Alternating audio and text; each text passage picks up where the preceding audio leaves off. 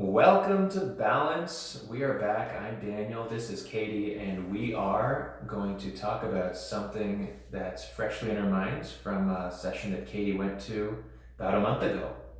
Yeah, the Inman Conference. It's one of the most famous conferences out there.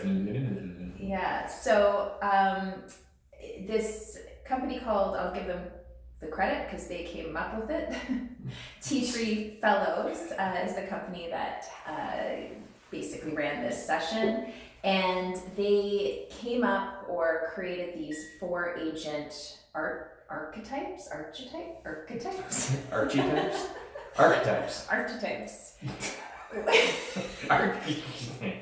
right, whatever. Like 4 different types of agents, which I thought was very eye-opening for myself and a lot of people in the room, because we tend to ask our agents, if you're a brokerage or if you're an agent, you're usually given the same advice no matter what type of personality you are.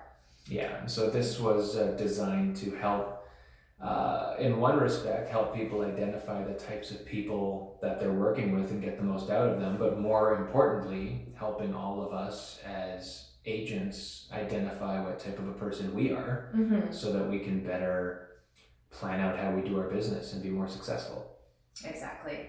Yeah, so we'll go through all 4 one at a time and just talk a little bit about them, and then hopefully you can identify with one. You might not be able to put yourself into completely one entire type, but I think everybody can kind of relate to at least 1 or 2 of these. And to just give it more of a background so people know what we're talking about here, everyone does their business differently, and everybody gets business and is successful because of a different approach to the way that they work and the types of people that they talk to. And so in saying that, let's look at the first of the 4 types of people that are out there. Yeah, and that would be the prospector. Not a miner, not like Yosemite Sam prospector. Whoa, that's brutal. You're brutal. So prospectors deal mostly with cold leads and direct selling, and they're the ones that are going out and door knocking and cold calling, and they just love the thrill of the chase. And this is probably your most common, definitely for people who have been in the business for a longer period of time. Yeah. I think definitely for those who predate, social media and some of the newer digital forms of marketing, but still probably, I don't know, more than half of the training that's out there and sales advice that people get, definitely for newer agents, is this type of selling. Yeah, and I think the reason why a lot of people tell people to go out door knocking or cold calling or anything like that is because it's more immediate. You get that immediate contact and you get more traction right away versus some of these other methods. So I can understand why people suggest that, especially for newer agents starting out. And you get to see your results as they're happening. Although it is a slower grind, this isn't indirect in any way, right? This is in somebody's face, literally. Even if you're doing it on the phone, it's a way for you to, in real time, evaluate the effectiveness of what you're doing. You can adapt your approach based on people's reactions. Tailor your craft based on what you're getting out of it. But it's the realest form of selling yourself. Yeah. Because you're in people's face being you with no filter. Exactly. And so, a lot of people can relate to that, but there's a lot of people that I think, a lot of our agents, but a lot of agents in general that despise going out, especially cold calling, like talking on the phone, and that kind of thing. So it's hard for them to push themselves out the door and do that kind of an activity. And that's why not everybody falls into that bucket. Right. Even though everyone at one point or another, I want to say, has been told, go knock on doors. Yeah. And I think it's important to try it too. You might not think you're a prospector, but maybe you can go out with a partner or a colleague that could also use some help with that sort of activity, and you might make it fun. Yeah, well, or if it's two people who aren't typically good and can drive each other, or if you've got somebody who's a real pro at it and can share tricks of the trade and kind of give some pro tips on how to do it effectively. Exactly. Yeah, I think with all four of these, where it's probably easy to self-diagnose where you fit right now, it doesn't necessarily mean you aren't meant to be something else. Right. You know, it's not necessarily what you've been doing so far that dictates what you are. I think it's what makes the most sense for you. And the type of client you're looking to attract, because I think a lot of that is important to consider as well, your ideal client. Well, what we find a lot, like I've heard, especially with cold calling and with prospecting, there are people out there, as much as, and we talk about it all the time, as much as I'm the type of person where when somebody knocks on the door, you know, we shut the lights, I tell the kids to like hide behind couches, you know, no, nobody go to the door, we can't, God forbid we go to the door. There's also those out there, although I want to think that it's unfortunately or fortunately a dying breed of client, but there's people who really appreciate the grind and really want to go with someone who's showing the extra mile, that they're not automating their process, they're coming to your door and selling themselves. So by no means are any of these types of salespeople a best or worst. No. Right? This is just one way that it may fit for some, it may not for others, and that goes for the clients as well. It may be the best fit for certain clients and not for others as well. Yeah, because if you're attracting, say, condo client, like, you know, millennials that live in condos downtown, prospecting, door knocking, things like that is probably not going to fly with them, or you're not going to have much traction with that kind of an activity. So just trying to get by the concierge to get to it. Yeah, exactly. So. But one type of agent that you could be when it comes to downtown condos is a networker.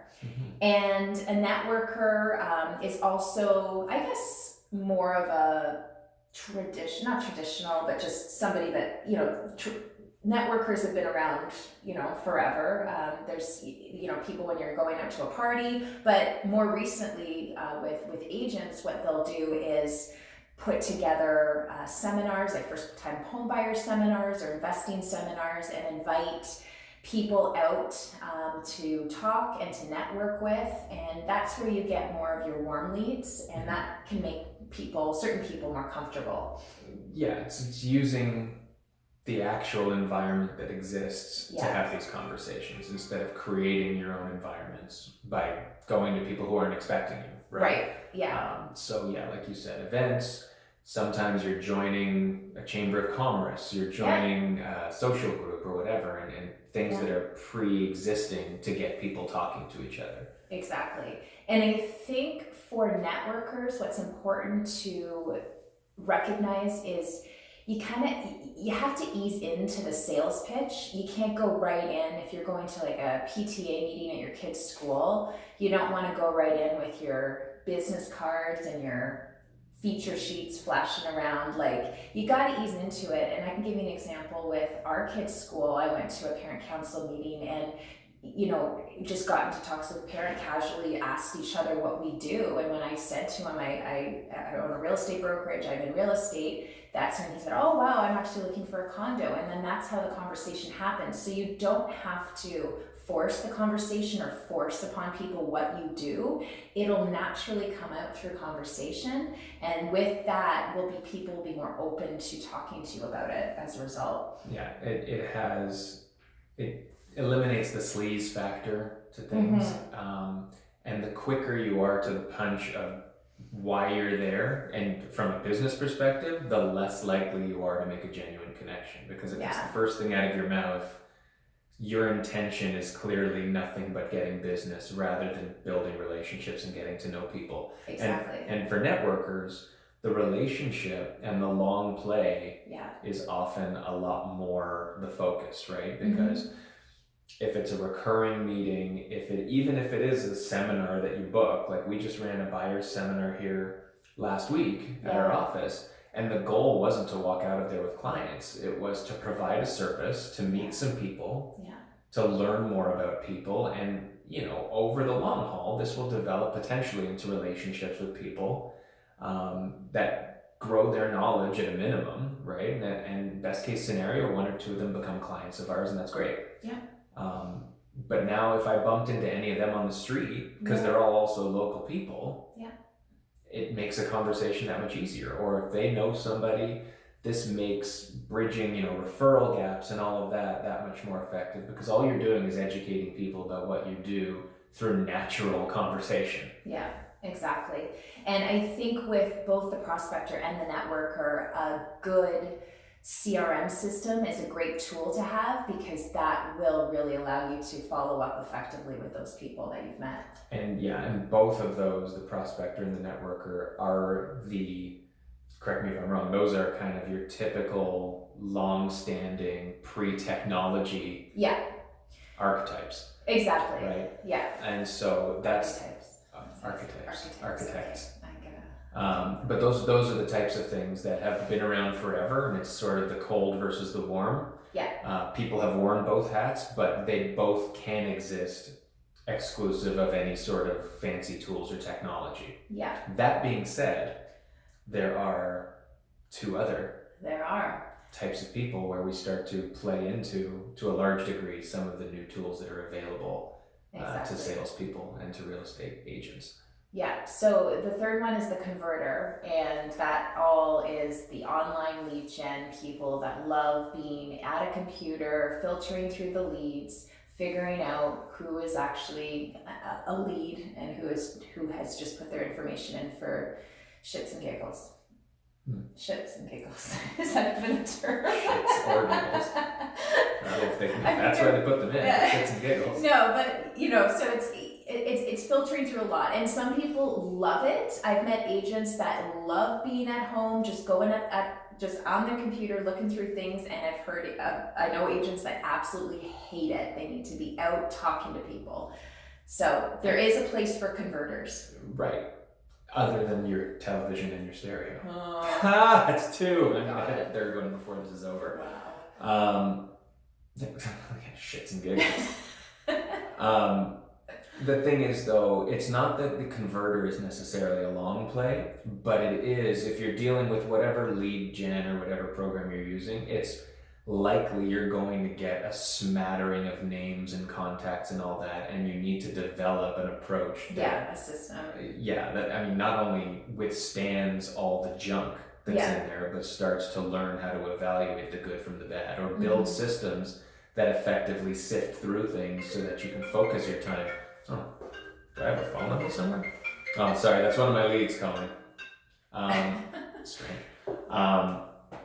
But yeah, there's a lot of different lead approaches out there, and we've heard from people we talk to that there are those where you'll get, and they promise 100, 200 leads or names a day, and then there's some that give you 4 or 1 a day, but that's a quality pre-qualified lead that you now are closer to converting versus the other ones where you now have to just go hard at them and almost become a prospector.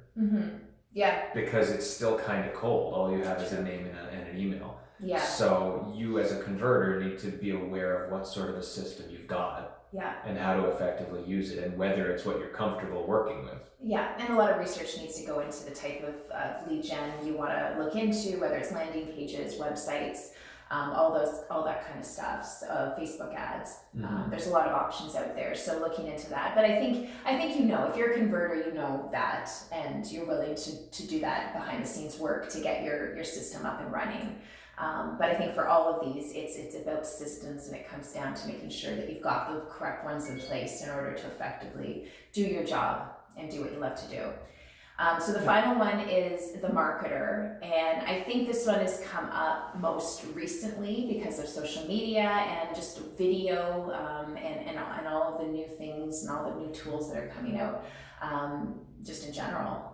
So a marketer is somebody that is obviously, creating more of a brand for themselves, putting out social ads that people can connect with.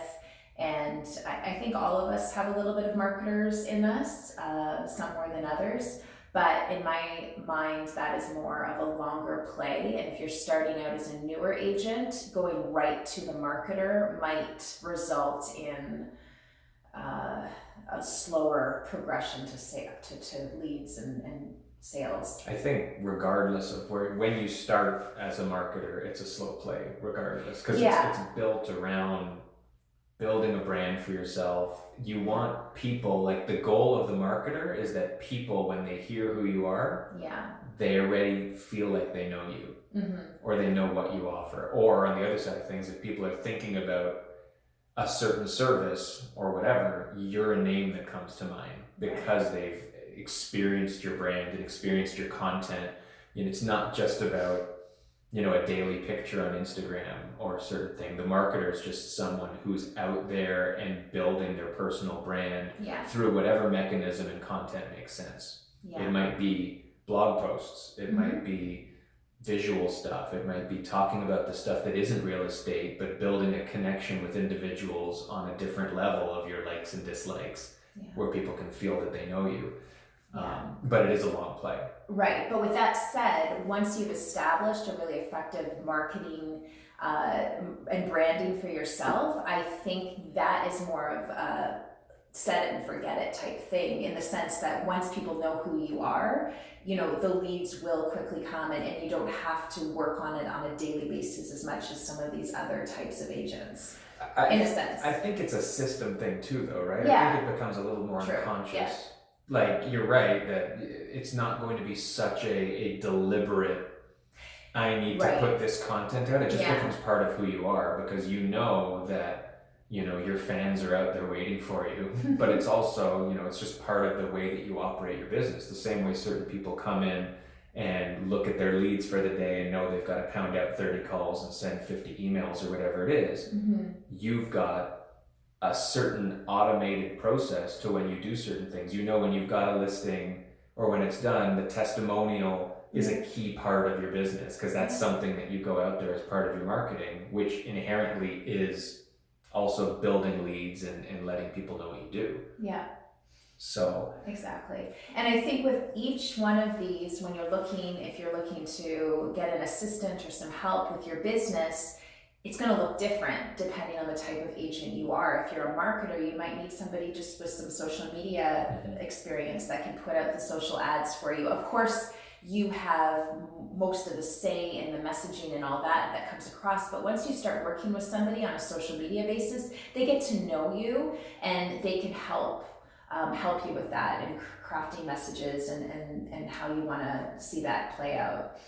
You've got to be comfortable. I mean, the assistant thing is a different discussion, but you've got to be comfortable that they're on the same wavelength as you. Yeah, I'm just thinking that the type of help you're going to want is going to be very different depending on the type of activities that you do on a daily basis. And like we said, this is something that, you could be anything, right? But I would argue certain people more comfortably fall into certain things. For sure. So if you are a networker and that's who you are, but you want to be a marketer, that doesn't mean go out there and get a good social media person to manufacture you into the thing you wish you were. It doesn't mean that you might not be that, and if you really apply yourself, you couldn't be successful that way. Yeah. But it makes sense to follow that which you have the most success and are the most comfortable, because you can build bigger and better systems around focusing on that one type of person. Right. It also doesn't mean that you are pigeonholed into being one quadrant of this and you can never do anything else either. Right. So what would you say you are? I know what I'm not. I know I'm not a prospector. No. And I know I'm not really a converter. Yeah. I need to, but I'm built on being authentic and developing relationships. So for me, I really enjoy networking. However, I don't like cold networking. I like warm networking. I like going into environments where there's people who the intro is already kind of pre-built into why we're all there, and it allows for really easy discussion. Right. And then a marketer, I think a marketer is more where I'm striving to be. I think I don't think I'm there, but I think that's where I'm most comfortable, is telling my story and trying to put what I do into more of an image and an expectation that people have of me. And that's where I've gotten most of my leads have come from those two. I haven't received any leads through prospecting, or no real deals, should I say. There's been leads. Yeah. And then converter, I mean, I'm a bit of a cynic, and so when I'm relying on another system to bring me names and numbers and emails, out of the gate, I'm not so trusting that any of them are useful. Doesn't mean they're not, it's just I'd rather cradle to grave, take every lead from the beginning to the end and know where they came from and what they're looking for from discussion one. Yeah. That's just who I am. Yeah. And yourself?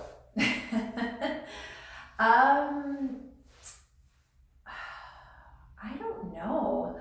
I think I would say similar to you. I think networking and marketing, like I love the marketing, but I haven't seen many leads in the sense, and then again, I guess I'm not really attracting clients at this point in my career, so it's a little bit different for me. So maybe it would be like that if I was focusing more so on my own real estate business, like my personal real estate side of things.